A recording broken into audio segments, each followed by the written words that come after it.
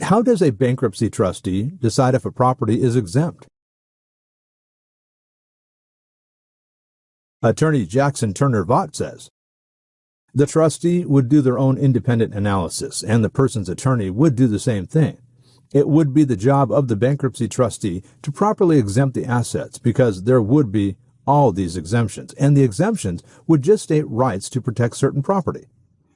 The South Carolina Code of Laws states the person would be able to keep a motor vehicle up to a certain value, or equity up to a certain value, or they could protect their house up to a certain amount.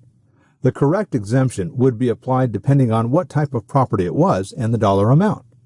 The trustee would be free to dispute it if he did not agree with the exemptions, although there would be a time period during which they could do that, and they would tend to do this in situations where they felt the person was not being honest.